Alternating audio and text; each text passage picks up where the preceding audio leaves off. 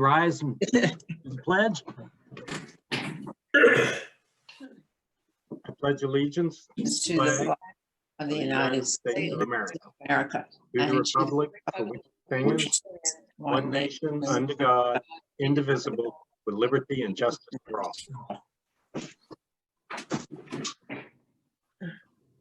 That's a nice touch, Wendy.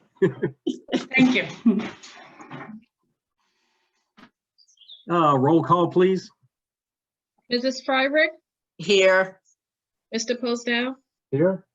Mr. Robinson. I did see him.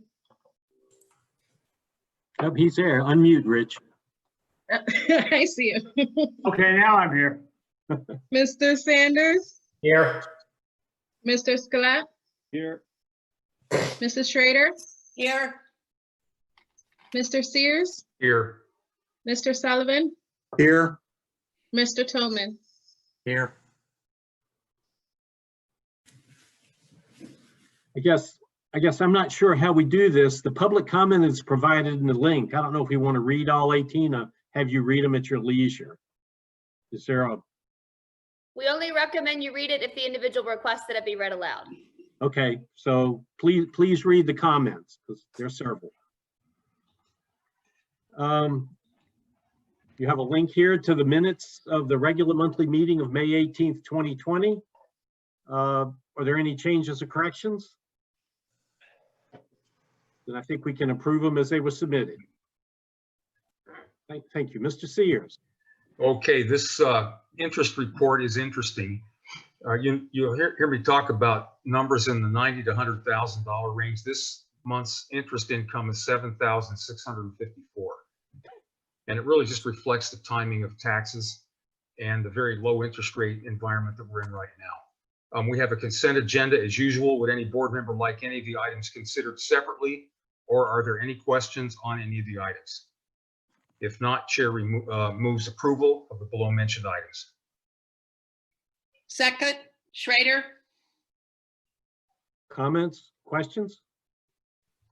This can be a unanimous roll call vote.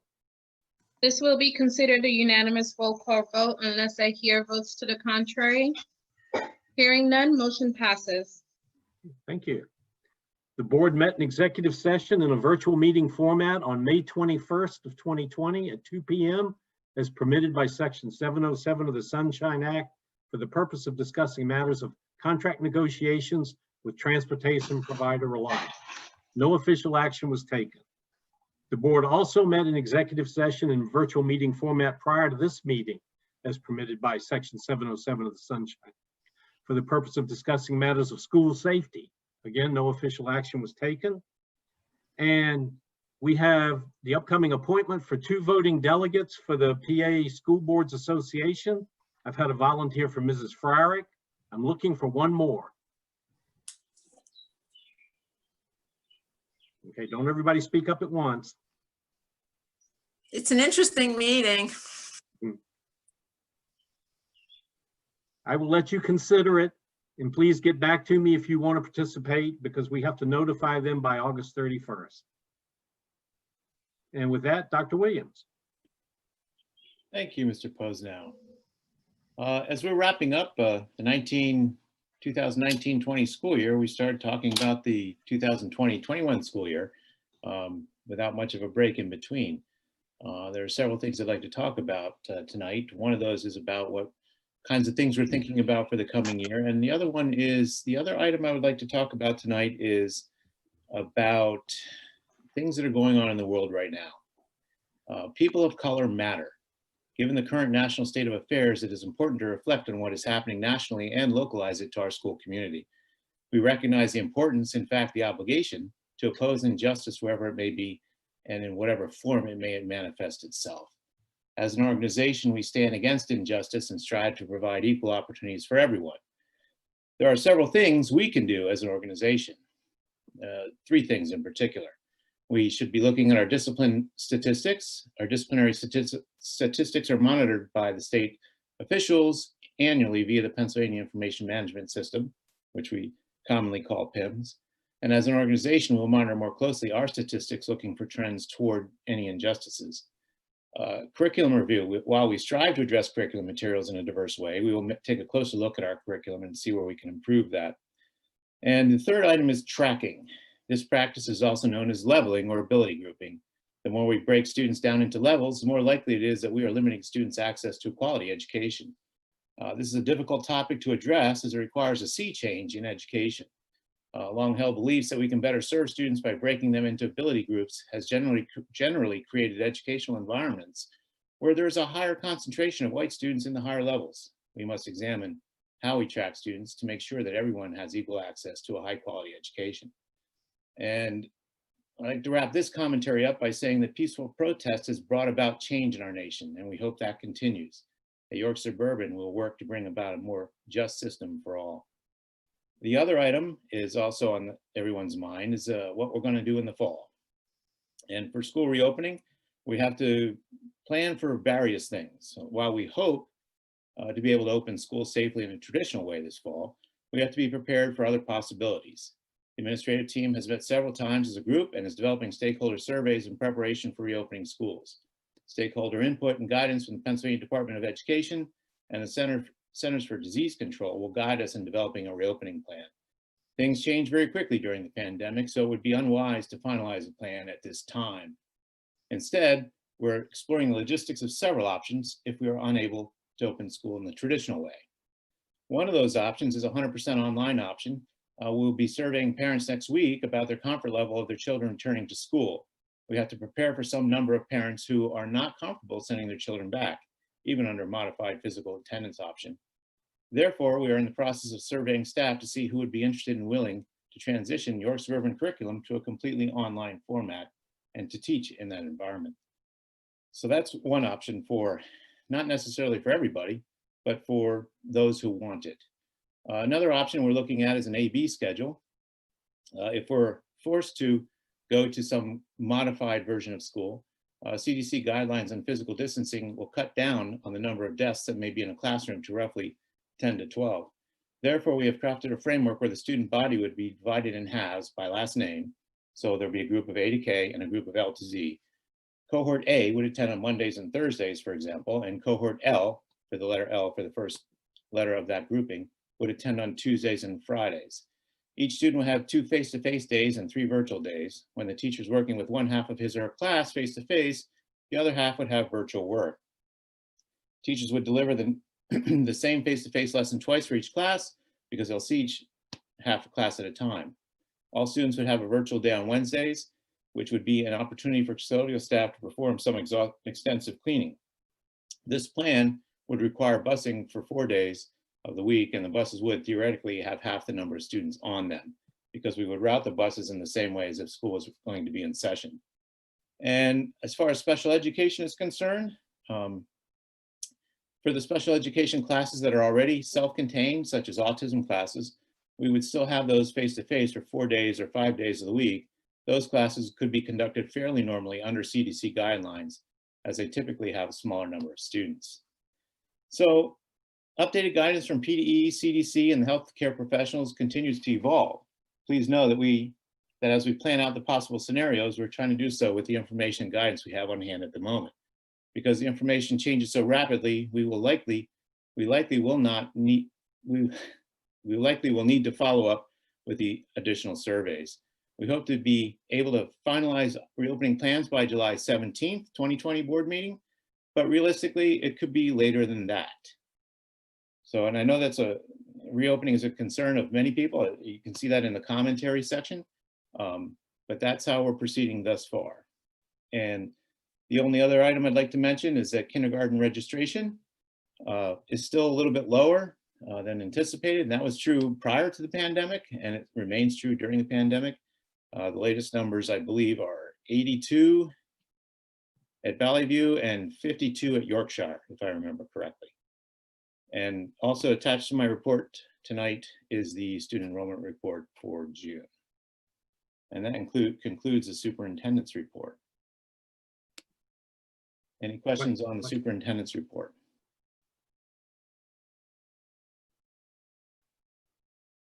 Okay, thank you. You're welcome. The item B, before we move on this, I would like to also mention that I don't know if it's public knowledge yet, but I do know that Dr. Snedden has acquired some grant money to fund this particular initiative. And I don't know that we can divulge yet where that money is coming from, because I don't know if the recipients have been told yet. So the administration recommends the board approve the facility dog proposal that Dr. Snedden brought to you last month. So moved, Schrader. Second, Sears. Comments? Discussion? I would just say, I have, no skin in the game. I can live with this or without this. I'm just concerned that we're undertaking something new in the midst of, we don't know what the opening of school will be, or how many students we'll have, or what will be going on. So I don't know if that's a factor in deciding when this program actually is initiated or how it is, but I hope, I just, I have some reservations, but I will be voting to support it. Other comments? Questions? All right, I guess this can be could we have a roll call vote on this, please? Sure. Mr. Sullivan, Yes. Mr. Tillman, Yes. Mr. Sears, Yes. Mr. Robinson, Yes. Mrs. Fryrick, Yes. Mr. Sanders, Yes. Mr. Posnell, Yes. Mr. I did Robinson already. Mr. Sullivan, I did Mr. Sullivan. Mrs. Schrader, Yes. Skelet, Yes. sorry.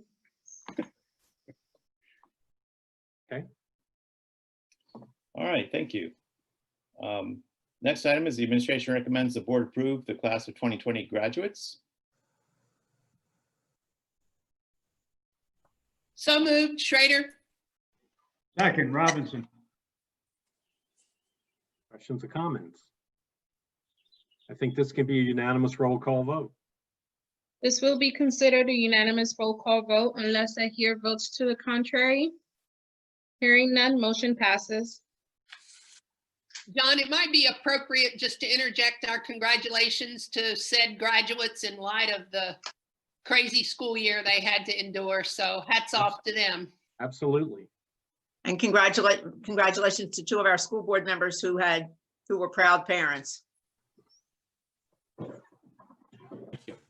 So did we have full participation in the thing on where they came by and took the pictures at the school? Did everybody do that? Let's let Dr. Ellis go first Okay. for his Okay. administrative report, because I'm kind of guessing he might touch on that topic. All right. Ironically, John, great minds think alike. That was the first place I was going to lead off with, but Okay. it certainly was the most unique month of graduation of my career, and certainly for anyone that's been in education. It, in many ways, seemed to go very well. And I mean, the seniors would have given anything to be going through a normal circumstances and to spend time with the entire class on graduation evening. But it was neat. Many parents shared pictures from the graduation ceremony date, just of a handful of kids gathered together watching on TV or otherwise. I know a lot of families took the opportunity to get together to do some group pictures. There was some mini parades in different neighborhoods of kids that had grown up together for years. So a lot of people made the most out of a very unusual set of circumstances for the ceremony itself that evening. The stage walks, as we called them, the graduation stage walks, were very well attended. We had 150 students through the first 2 days out about 200 traditional graduates. We had about 215 when you factor in all our non-traditional, or York Adams Academy, River Rock, and some of the other schools that we're affiliated with. But so that was about 75% of our group. And we do have another date that we scheduled for the end of the month, because we did have some students that went on family vacations or other vacations right after graduation and still wanted to participate in it. It was very loud and clear when I talked with the seniors throughout the month of May that walking across the stage was the most important thing to them, and also to the parents in many or most every case. And they seemed to really enjoy it. It was neat to see the smiles on the faces and the pride. And it was neat just to have one-on-one experiences with so many of the students. Oftentimes graduation, I really don't get a whole lot of chance to talk to the individual kids because obviously they're tied up with their friends and we're trying to pull off the whole ceremony. It was neat to get a few moments with each of them as they came up, had a chance to walk across the stage, and they very much appreciated it. Also want to give a huge shout out to Barb Butts, who would have spearheaded the cupcake reception following the ceremony, would we have been able to have it. But instead she regenerated some of those efforts and got some volunteers to do a couple other experiences for the kids. When they got the chance to hang up the quilt from the kindergarten days. So all the students got a chance to see that and take some pictures with it. And they also created a nice little backdrop for the students to get some family pictures and so forth so that we could keep them moving along throughout the ceremony.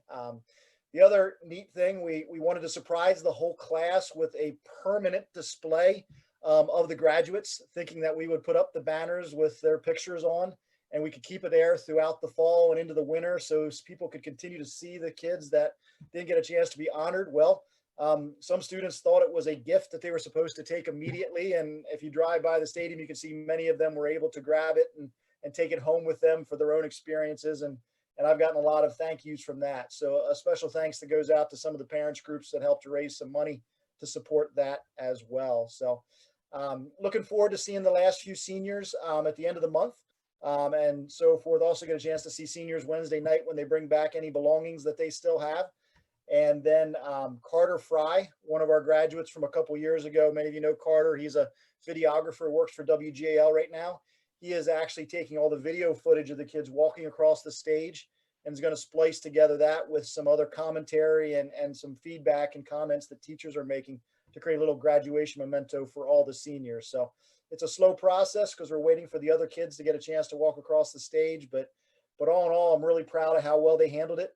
They seem to enjoy the moment and the experience. And I know they're excited to go off to their next line of work. And it's too bad we didn't get to celebrate together, but hopefully we'll still have complete clearance sometime this summer that we can let them all come together and celebrate one last time as the class of 2020. So that's what I wanted to share. I'm certainly happy to answer any questions you have about the class of 2020. Certainly very, very proud of them for many, many different reasons. You can see from where they're headed in terms of their future destinations. And I'm excited to see what they're going to do in the future because they really are an exceptionally well-rounded group of kids. They're not just a lot of smart kids and not just a lot of athletic kids or a lot of talented musicians. They're really very, very well-rounded. And I think they're going to do great things in the years to come. So thank you. Thank you. All right, thank you, Dr. Ellis. Dr. Manos. And I'm going to share my screen this evening. I actually did a pre-recorded for two reasons. One, my presentation is not the same. It's unorthodox, but we're in unorthodox times, so I figured that's okay.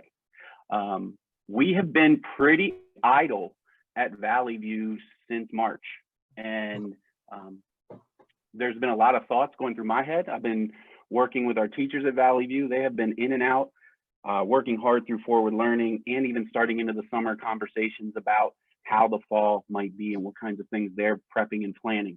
So tonight's board presentation for me is just thoughts. And that's the number one reason. The number two reason that I'm sharing this way is time. You see, it's 3 minutes, 36 seconds long, so I'm going to start it out of respect for everybody's time. So please enjoy. I'll take questions afterwards.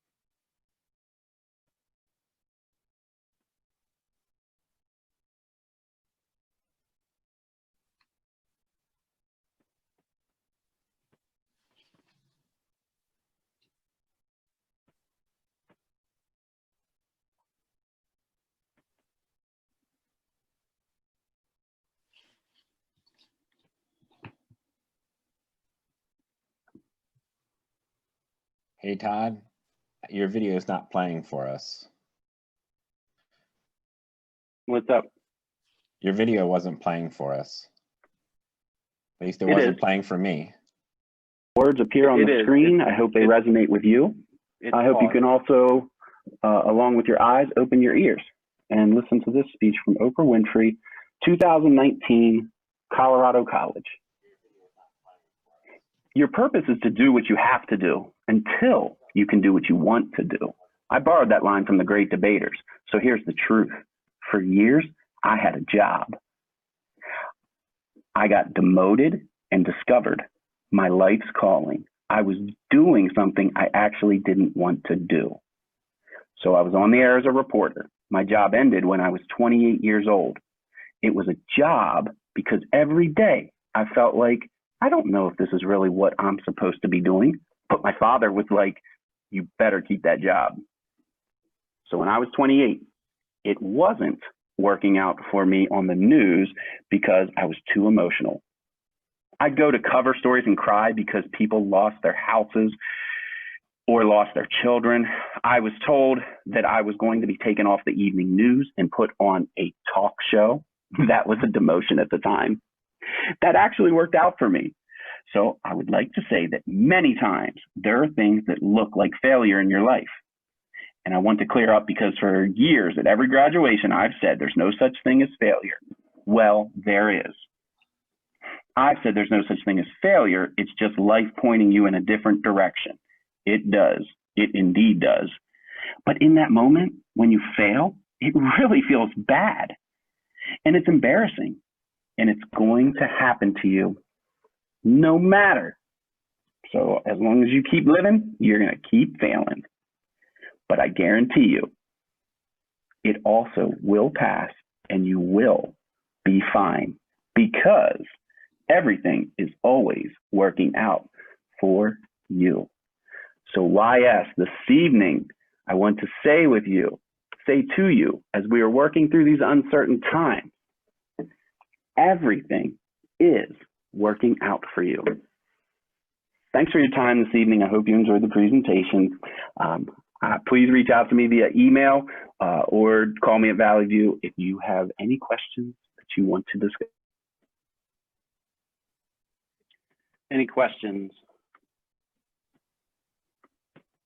Thank you. All right, thank you, Dr. Manos. And with that, that concludes the superintendent's report. Okay, thank you. Mr. Chuli. Well, I have an alphabet full of items for consideration. So we'll begin at the top. The first one is to reappoint SEK CPAs and advisors. They are our local audit firm and they'll begin doing our audit. Come here shortly at the end of this month. So I'm asking for the board to consider reappointing them as our local auditors. So moved, Ellen. Second, Sears. Questions or comments? This can be a unanimous roll call vote. This will be considered a unanimous roll call vote unless I hear votes to the contrary.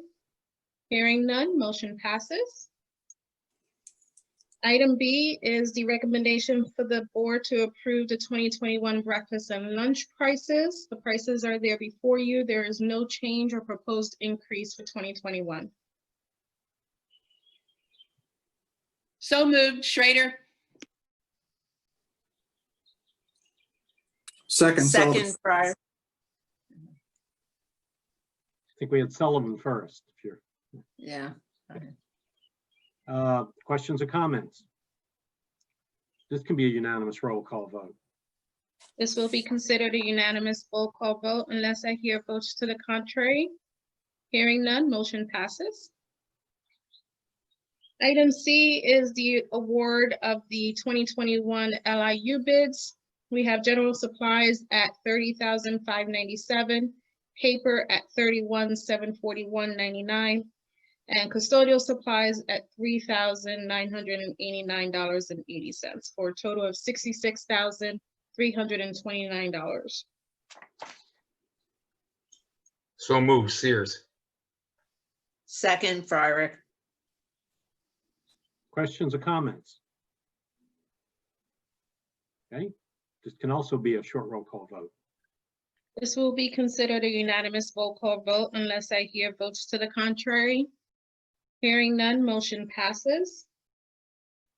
Item D is the recommendation for the board to approve or reappoint AIA Alera Group, our insurance broker, for the 2021. There is no change in fee of $50,400.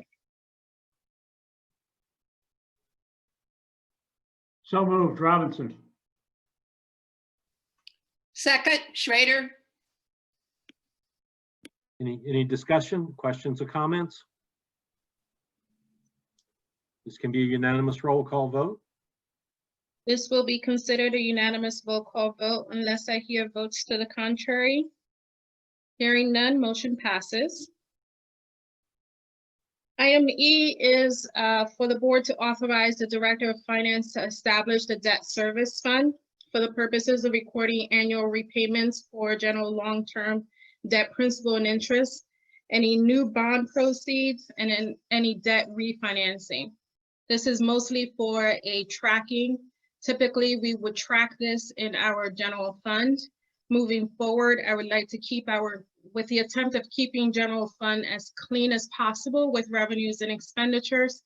We're developing this new fund to track any debt service. So moved, Sears. Second, Robinson. Questions or comments? Comment. I'd like to commend you for doing this, Kathy. I think it makes it much clearer presentation of what the general fund is for.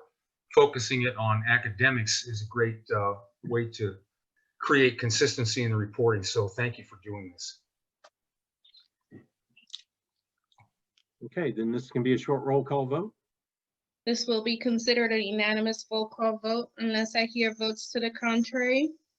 Hearing none, motion passes. Item F is a similar motion. This is for an internal service fund. The purpose of this fund is to track our revenues and expenditures for our self-funded insurance. So all of our medical claims that you've seen in general fund for the past 2 years will now be recorded in this fund. So moved, Schrader. Second, Robinson. Sears. Questions or comments? Again, I Same believe this comment as adds before. clarity. Thank you. So. Go ahead. Who did I talk over? Was it Joel? Yeah, I just wanted to say thanks again. It's the same concept as above, and I think it really straightens the financial statements out to do this. So thank you. All right, and this can be a unanimous roll call vote. This will be considered a unanimous roll call vote unless I hear votes to the contrary. Hearing none, motion passes. Item G is authorizing the business office to advertise and solicit proposal for school pictures district-wide. So moved, Schrader. Second, Robinson. Questions or comments? This can be a unanimous roll call vote. This will be considered a unanimous roll call vote unless I hear votes to the contrary. Hearing none, motion passes. Item H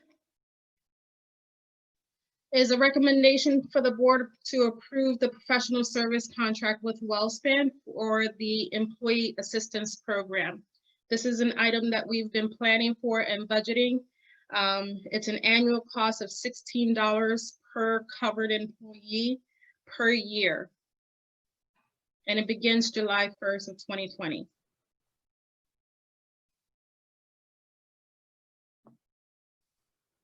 Motion? So moved, Robinson. Second, Schrader. Questions or comments? This can be a unanimous roll call vote. This will be considered a unanimous roll call vote unless I hear votes to the contrary. Hearing none, motion passes.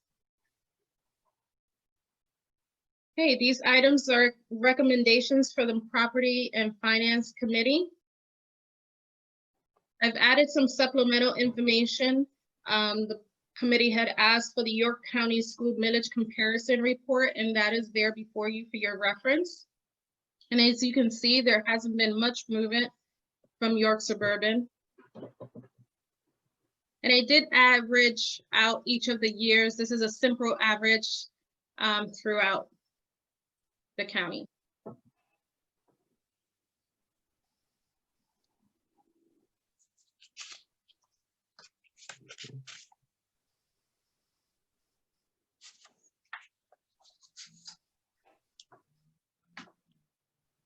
Okay.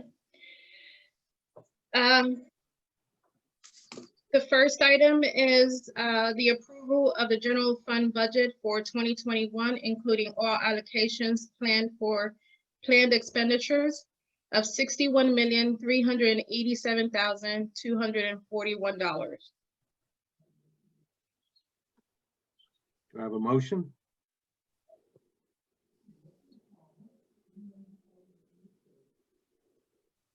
So moved. Sullivan? Second, Schrader. Okay, questions, comments? John, the only question I have is, are there any people who have joined tonight that might have comments about this? I'd like to hear before the board, before this is passed in that chat section, just out of curiosity.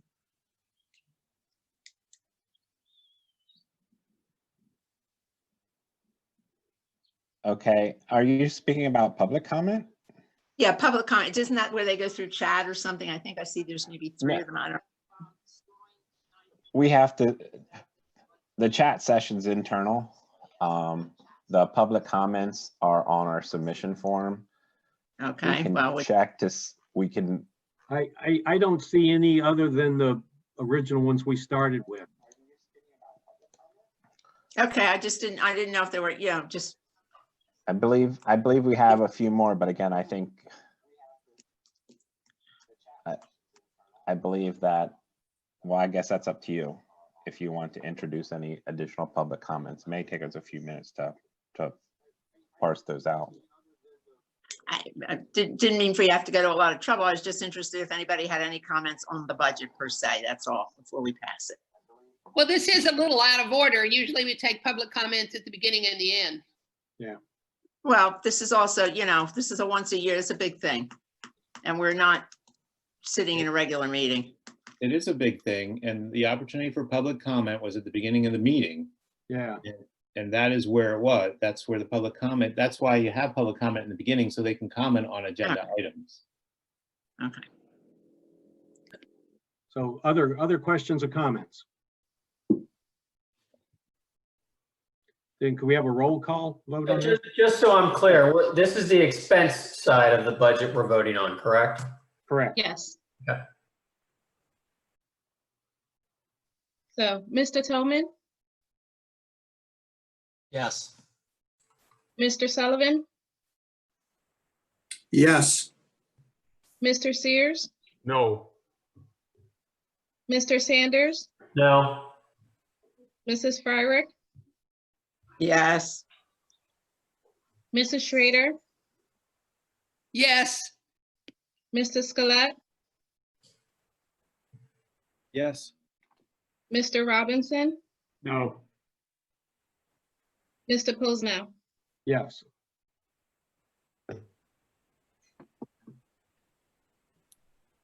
Motion passes 6-3. The second item is approval of the 2021 tax rates. The first is the approval of the tax rate at 23.6474 mils. This represents a 1% increase, which is below the state index, Act 1 index of 3.1. And a 0.5 earned income tax to remain in effect, be placed on all residents, and a 0.5 real estate transfer tax to remain in effect on all real estate transactions of the district. So moved. Schrader. Second, Sullivan. Okay, comments? I'll go if no one else wants to. Go for it. All right, tax increases are, as we all know, the impact is both economic and symbolic. And we've talked about this a lot in prior meetings, including committee meetings.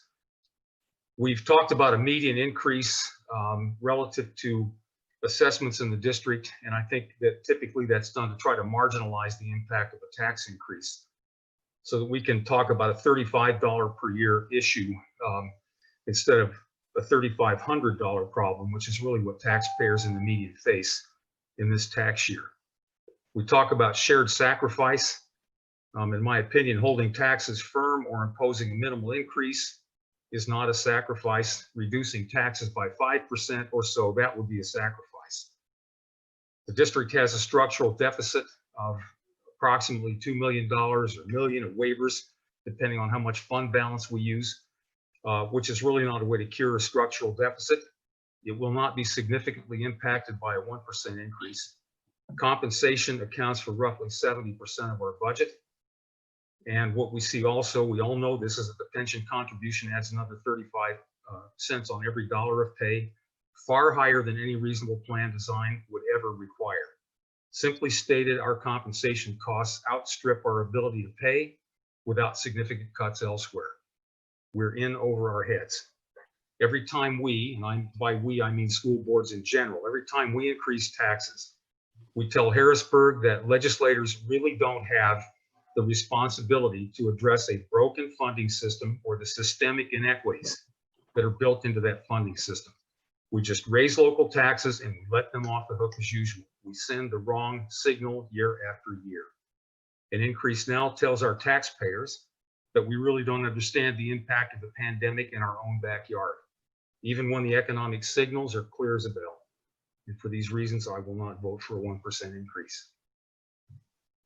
Thank you. Okay. Other? None? Really? Okay. A question for Kathy. Do we have the analysis of the future fund balance use under different scenarios? I don't, I'm sorry. When I asked the board, when I asked the finance committee, I didn't get any response from the board. So I took that as an indication that that wasn't requested. If I misunderstood, I apologize. No. Other questions? Well, I guess this can be a roll call vote then. Okay. Mr. Sanders, No. Mrs. Fryrick,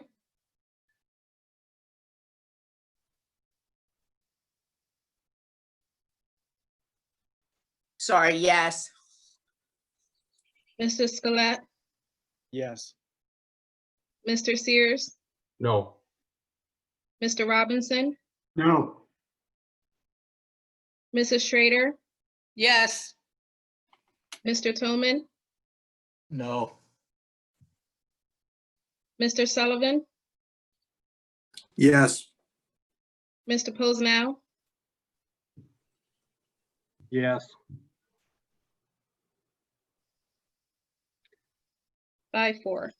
Having just voted on that, I would like to make a comment that I do agree with Mr. Sears that we have a structural problem that we have not addressed.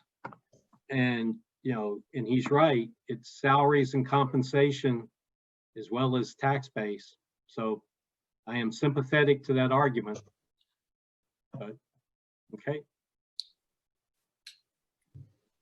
Well, I'll agree in principle, but the problem that I have is if we don't increase taxes and we leave it up to Harrisburg, it still doesn't happen. So I understand what you're saying, Mr. Sears, but at the same time, we have no other option.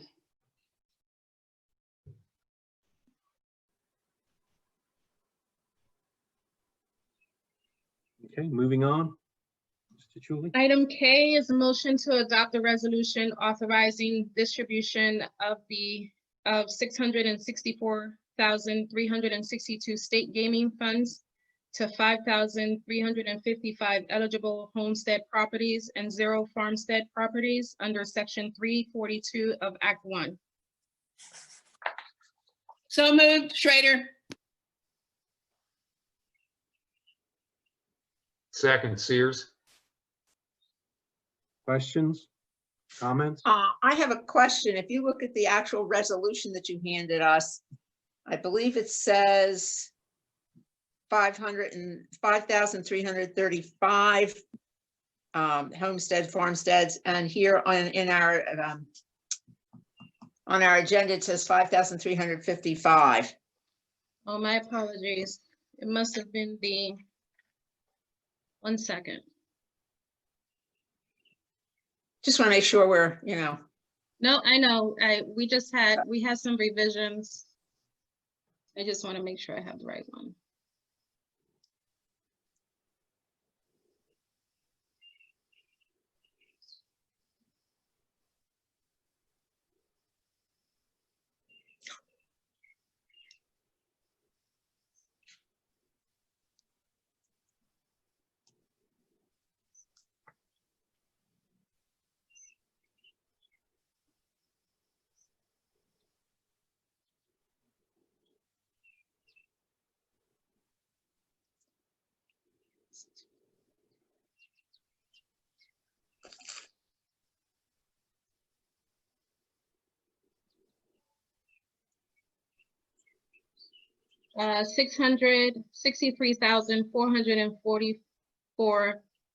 $663,444.26.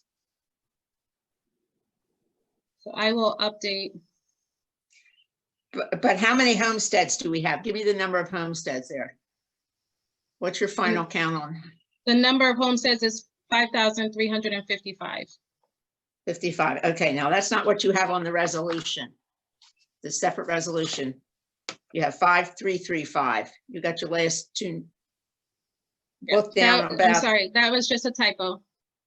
okay, I just want to be sure we're all looking at the same thing. Yep, it's just a typo. My Okay. apologies.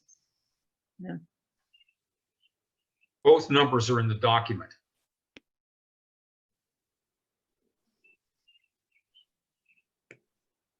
I will make sure that the resolution is correct before Mr. Posnell signs it. Thank you. Okay, thank you.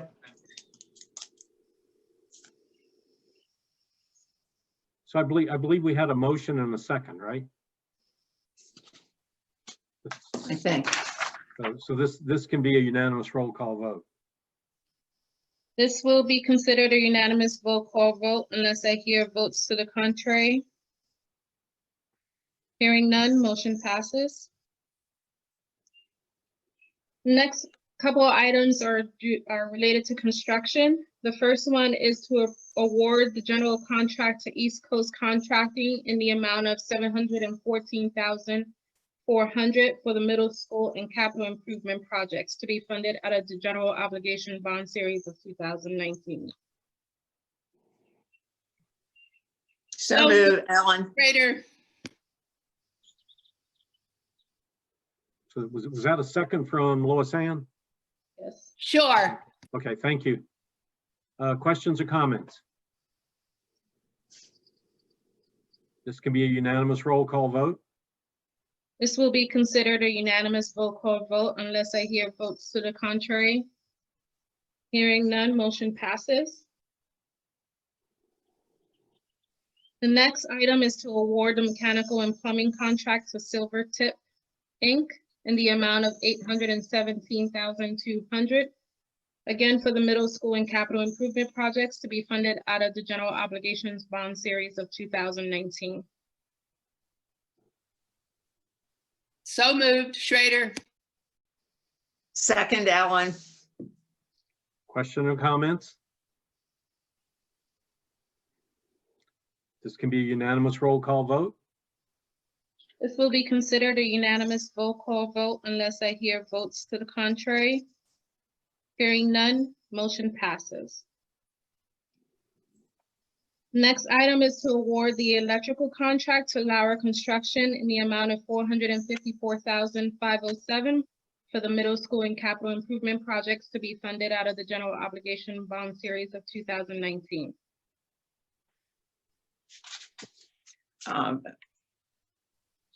Motion, Ellen Freier. Do I have a Second, Sullivan. Thank you. Questions or comments? This can be a unanimous roll call vote.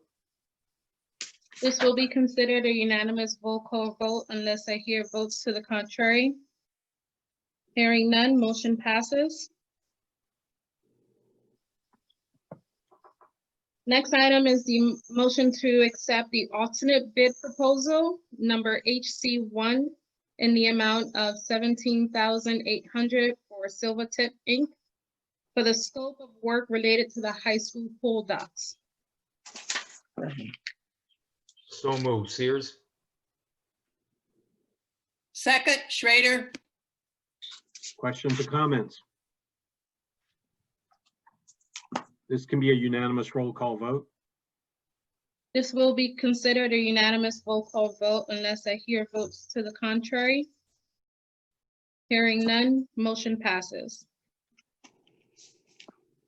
Last item I have for you tonight is motion to reject the other alternate bids that came in. GC1, the building envelope improvements for $17,700. HC2 for the water heater warranty for $29,200. And HC3, the digital mixing valve for $11,800. So moved, Robinson.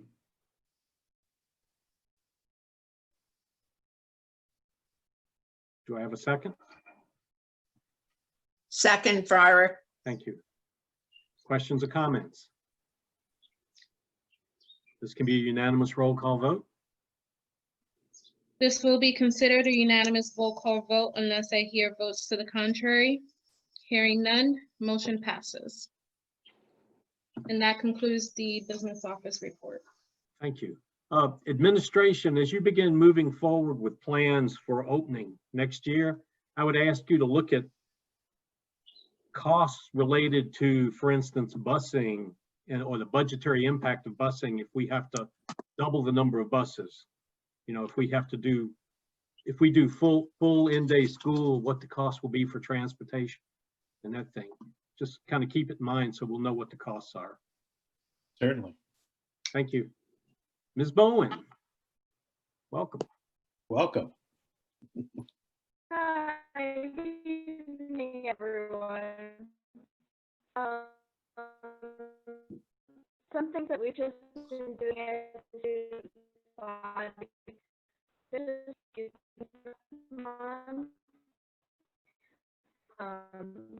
so I think we have officially successfully elected our 2021 student council body on all lines, and we have met on Zoom and will continue to meet throughout the time. Our mini committees have been formed, and we have started working on planning the 2021 event, of course, involving youth. That concludes my report today. Thank you. Okay. Thank you. Committee reports. We have the committee meeting schedule link posted here. Mr. Scalette, Academic Standards and Curriculum. Yes, thank you. The minutes from April 6th are posted. We met on May 20th in a public virtual meeting, and we covered two primary topics. We reviewed and updated the social emotional learning course called Roots and Wings, And we also listened to administrative reports from the elementary and secondary level on forward learning. And then the meeting adjourned. Our next meeting is scheduled for September 16th, 2020. Thank you. Mr. Robinson, personnel. Thank you, Mr. Post. Now, can I get the agenda back on the screen, please? Thank you. You saved my life. The May 13 minutes are provided. I have heavy news for those of you who are counting on the June 17th committee meeting. It's being canceled. Item 3, consent agenda. You have before you the personnel report, which includes resignations and employment. Would any board member like any of these items considered separately, or are there any questions on any of these items? If not, the chair moves approval of the below mentioned items. I have a question, just to keep you honest, Richard. Can we have a second first? Go ahead, I'll second it. Thank Ellen you. will second. Now I ask your question. Now, under employment, I appreciate this this chart, this graph that you've given us about where the employees are being shifted from one position to another. Very, very helpful. Under the following says if the instructional assistants, and I don't know if I'm reading this right or wrong, but if, for example, it says Sarah Bosco, $150, Amy Hare, $150 is the instructional assistant. What's the instructional assistant? I'm not, I don't know what I'm looking at here. I guess That's a great question, Ellen. Let me get back to you on that. Oh, Dr. Krauser could chime in on that issue. And it's the agenda item has been changed to collaborators, more descriptive term. Yeah. Instead of instructional assistants, it's what, collaborators, instructional? Right, it's on your screen there. Okay. Go ahead, Correct. Dr. Krauser. Yeah, so basically on the list of the new and transfer employees, based on whether they're a new employee or a transfer employee, they're working with an existing professional staff member to collaborate with that transition. The instructional assistant must have been a misprint, referring to them as, they used to be the term IA for more of an informational assistant at that time, but collaborator is a term that we've been using for last year and this year. And then below that, with Dr. Rumball, he's listed as a mentor, serving in that role as a new teacher to the state of Pennsylvania. Okay, thank you very much. Yep. Are there any other questions? And I think this can be a unanimous roll call vote. This will be considered a unanimous roll call vote unless I hear votes to the contrary. Hearing none, motion passes. Thank you, Mrs. Fryrick, for keeping me honest. It's a never-ending task. That concludes my report. It's my pleasure, Mr. Robinson, my pleasure. Thank you. Mr. Sears. Thank you. The minutes of the May 13th Finance Committee meeting are provided in the link. They're available in hard copy at the business office and linked to the agenda. Property and Finance met on June 10th at 5 o'clock via Zoom. We started with a presentation by Seth Wentz, who gave us an update on middle school projects. Kathy then took over on the finance side, gave us an update on the 21 budget, also reviewed the changes to revenue and expenditures, told us the state budget for the most part was flat funded for basic and special ed, which is really pretty good considering the state of the finances in the state. There's some increase, I believe, in transportation. There are some COVID-related dollars that will come our way, but they are targeted, cannot be and should not be commingled with the general fund. We had a rousing discussion about the real estate tax increase, which led up to tonight's vote. And we agreed to recommend a 1% tax increase for approval tonight. I gave a little bit of a report on the impact of residential real estate development in the district, covering both apartments and standalone homes and townhouses. The meeting adjourned at 6:45. Next meeting is August 12th, 5 p.m. And we'll see you then. Thank you. Legislative update, Mr. Robinson. Thank you, Mr. Posnow. As part of our effort to inform our elected representatives of how things stand, and this goes back to the commentary of Mr. Seals in the budget vote, he and I both visited with State Senator Kristen Phillips Hill to cover 3 specific items. The first of which was charter reform. We hammered away at the inequities and the injustice of the way policies and regulations are constructed in this state. The senator acknowledged this was the case, but I'm not confident there'll be any definitive action anytime soon. PSERS reform was the next item of discussion. We outlined a couple of possible alternatives. The senator was not receptive to these ideas. I think she regarded them as valuable as a screen door on a submarine. So I'm not looking for any forward action in that area either. And the third item was a quick analysis of the COVID-19 safety regulations that had been published by the Department of Education. And thanks to Dr. Sullivan, we were actually able to read these before the meeting. I think it's safe to say that both the senator and her administrative aide were astonished that anybody from a school district had actually read these things so quickly and were able to make some qualitative comments and judgments about them. And as a result of that, she recommended that we formulate our observations and possible objections and send them off to the Secretary of Education and the governor. But I think it would also be wise for us to copy our local elected representatives and senators as well. In Harrisburg, there's a raft of legislation that I think we're pretty much familiar with. There's an ongoing squabble between the governor and the legislature as to who actually controls the state and can govern it. I'm sure that will be an ongoing contest. If there are no questions, that concludes my report. Thank you.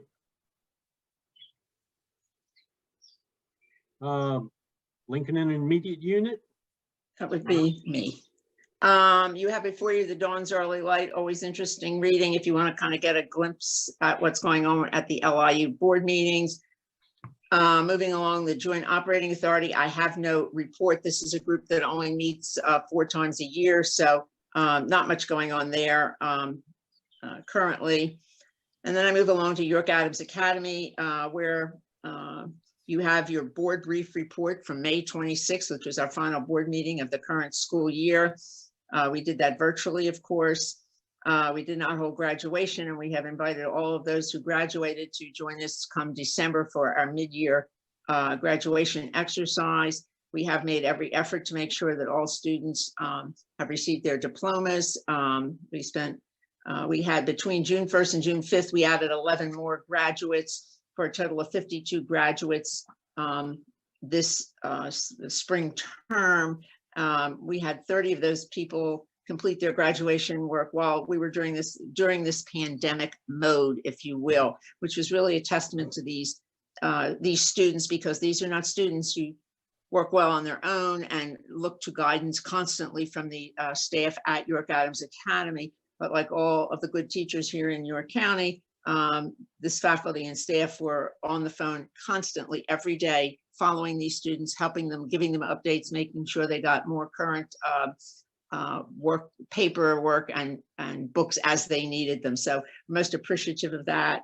And we're glad to see that we had so many students, which is not as many as we normally have, but given the circumstances, we were very pleased. And that concludes my report. Okay, thank you. Ms. Chichula, York Adams Tax Bureau. Yes, we've received the preliminary numbers today for the June EIT distribution. And it appears that the preliminary numbers are coming in at 36% less than June of last year. That's total county-wide between York and Adams County. So I just wanted to give you an update on that. Okay, thank you. York County School of Technology, Ms. Schrader. Yes, thank you. We met the end of last month and took care of usual business, approving the school calendar, student handbook, things like that. York County School of Technology held its virtual graduation on the 1st of June. And one highlight I wanted to share is one of their graduates, the School of Technologies is very proud of, will be attending the United States Military Academy at West Point this fall. So that's something that the student lives in the Northeastern School District, but it's certainly a testament to the academic standards at the School of Technology. So I wanted to be sure and share that with my colleagues on the board. I also wanted to share and ask that you might share the information to whoever might be interested in knowing the adult education program at the School of Technology does offer the behind the wheel driving test in cooperation with PennDOT. Interested parties could just call the School of Technology and have an assigned time to do their testing in an effort to sort of alleviate the long lines at PennDOT. So I wanted to share that, so that ask each of you to spread the word as you see appropriate. And that concludes my report. Okay, thank you. We have a link for upcoming events in here, as well as the board meeting schedule. I would like to thank everybody that attended tonight. And before we go to the last public comment, Mr. Scalette, did you wish to? Yeah, thank you, John. I have a remark to share. As a member of the school board, I'd like to acknowledge the pain that our country is going through, reaffirming a vision of York Suburban as a place where students of all backgrounds and races know that the school is for them. I know that I speak for many in the commitment to equity, social justice, and forthright discussions about how York Suburban can deliver a great education for all. A specific message that I want to offer as a school board member is to encourage as diverse participation as possible of the community in our school board deliberations, listening carefully to those whose experiences may be different than our own. And more than that, to consider learning about and running for school board for those who care for York Suburban in ways that express our diversity. I see many people deeply engaged in York Suburban who want to see it continue striving for academic excellence, where students can achieve their full potential, and bringing new voices into the conversation. Thank you, John. Okay, thank you. And there were a few more, I believe, comments or questions.